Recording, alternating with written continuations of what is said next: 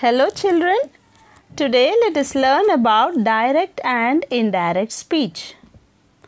Firstly, let us get to know what direct speech is. Direct speech is nothing but the written part of a speaker's actual words. That is a dialogue of the speaker as such. How he has spoken, he or she has spoken is called direct speech. For example, she said, "Please get some juice for me." So here children, you can see the exact dialogues, exact words, whatever was used by her. So this is direct speech. Let's get to know what indirect speech is. Indirect speech tells what someone said without using the person's actual words. That is, just the message is conveyed. The message is conveyed and the exact actual words are not used. It is made into such a format that the message is conveyed in the right way. He said, "Will you join for tea?" Here this is a question. Hence we say it this way, he asked. And since it is a yes or no question, the linking word is if.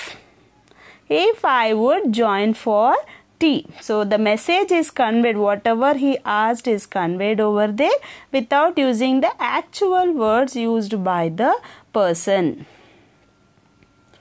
Now let us just discuss what are the changes that would occur in the words. In the words, the inflections that would happen when it changes from direct to indirect speech.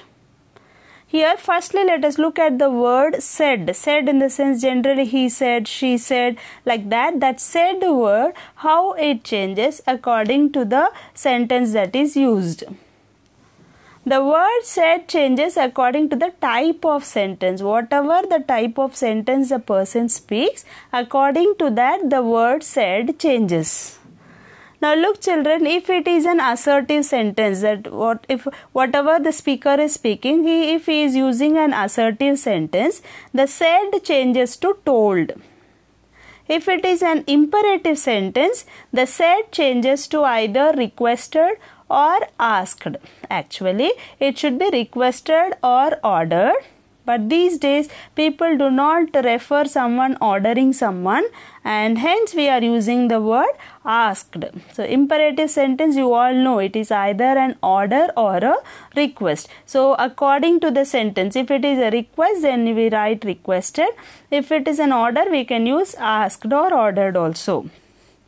Interrogative sentence, if it is a questioning sentence, then we say the said to changes to asked.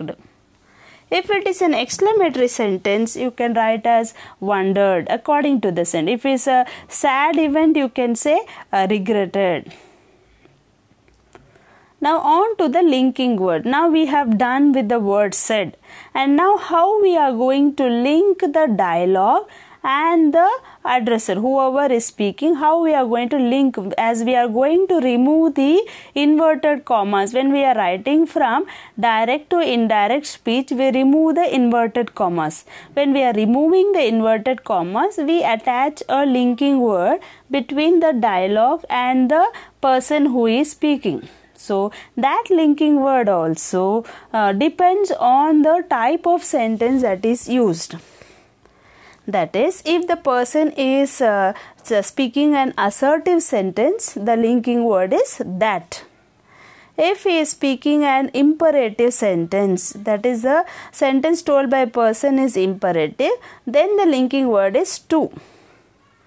If it is an interrogative sentence, and now here you have two types of interrogative sentences, that is WH questions or yes or no questions. So you need to first find out what type of question it is. If it is a yes or no question, you need to use the linking words if or whether. And look children, if is safer than whether, because we generally get confused between WHE THER and WEA THER. So it is better to use if for yes or no questions. And for WH questions, there is no linking word. Without any linking word, you can remove the inverted commas and get into the dialogue. And if it is an exclamatory sentence, the linking word is that. Let's look at the tense, the change in the tense. And look children, why this change in the tense happens is by the time we tell about the dialogue to some other person. That is, one thing is being spoken between two people, that is reported to the third person. By the time we report to the third person, whatever we had spoken previously goes in the past tense, or we can say one tense back. So every dialogue in the direct speech goes one tense back. That is, present tense changes to past tense changes to past perfect tense. That is, is changes to was, am also changes to was, are changes to were, don't changes to didn't, doesn't changes to didn't, has changes to had, have changes to had. And if the sentence is already in past tense, it changes to past perfect tense. If was is there in the sentence, it changes to had been. Were changes to had been. Didn't changes to hadn't. Will changes to would. And look children, sometimes when the sentence is in present tense, it remains in present tense itself. So we need to analyze what type of sentence it is, and changing into past tense also is not incorrect, but sometimes it can remain in present tense also. What are the other changes in the words? This changes to that. Here changes to there. Now changes to then. Today changes to that day. Yesterday changes to the previous day. Tomorrow into the following day. Last week into the previous week. Next week into the following week. May changes to might, and can changes to could. So many more words are there. So whatever are generally used, those things I have used there. Now, if it is an assertive sentence, now let's look at the examples here. Ajay said to Vijay, I am going to my office. This is an assertive sentence. It is a statement. So, how would you change into indirect speech? Ajay told. The said to changes to told. Ajay told Vijay. Now, the linking word, that he was going to his office. Now, look children, I denotes Ajay, and Ajay, if we have to substitute with a pronoun, it is he. So Ajay told Vijay that he was going to his office. The next example, Sunil said to Anil, I like ice cream. So here again the same way, Sunil told Anil that he liked ice cream. You can also say Sunil told Anil that he likes ice cream. Both are correct. Kala said to Mala, I will come tomorrow. Now I said will changes to would. So here in the indirect speech, Kala told Mala that she would come the following day. Tomorrow changes to the following day. On to the interrogative sentences. Firstly, let us look at the yes or no questions. Hari said to Surya, can I help you? Hari asked Surya. So, since it is a question, we change the said to into asked. Hari asked Surya.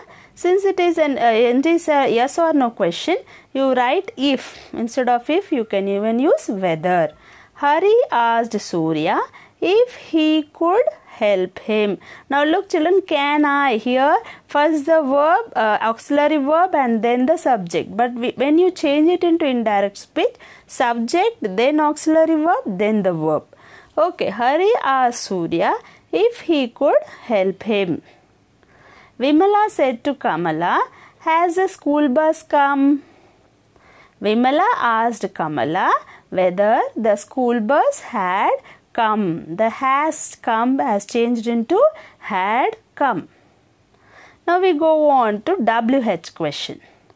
Maya said to Chaya, When did you finish the work? Maya asked Chaya when she had finished the work. When did you finish is already in past tense. So we are changing into past perfect tense. When she had finished the work. On to the imperative sentences. Jenny said to Daisy, please get some eggs from the shop. Now you know it is a request. Please. The please word denotes request. So you can say Jenny requested Daisy to get some eggs from the shop. So this please we have put there requested to show that it is a request. Sony said to Sweetie, could you please bring the dictionary? So could you please is always for request. So we can say Sony requested Sweetie to bring the dictionary. Or you can take it as a yes or no question and also say Sony requested Sweetie or Sony asked Sweetie if she could bring the dictionary. The teacher said be quiet. The teacher ordered the students to be quiet can also be said, or the teacher asked the students to be quiet. Both are correct. On to the exclamatory sentence. We all know exclamatory sentence denotes any sudden feeling. It may be happiness or sadness. Now here let's look into the example here. Rosie said, wow, what a beautiful place. Now how we change it into indirect speeches? Rosie wondered that it was a very beautiful place or it was an extremely beautiful place. You can add any adjective to show that it is beyond the ordinary beauty. Next example, Jasmine said to Lily, hooray, we won. Jasmine exclaimed that they had won the game. Now why I have given this example is in the direct speech we have the listener. So you can't say in the indirect speech Jasmine exclaimed to Lily. No, we ignore the listener. We'll just say Jasmine exclaimed that they had won the game. So we need to ignore the listener because the emotion is more important in exclamatory sentences. Glory said, alas, I lost. Glory regretted that she had lost the game. Hope you all understood how to change a sentence in direct speech into indirect speech. For any queries or any clarification of doubts, you can comment in the comment box below. Thank you children. Thank you for watching and have a wonderful day.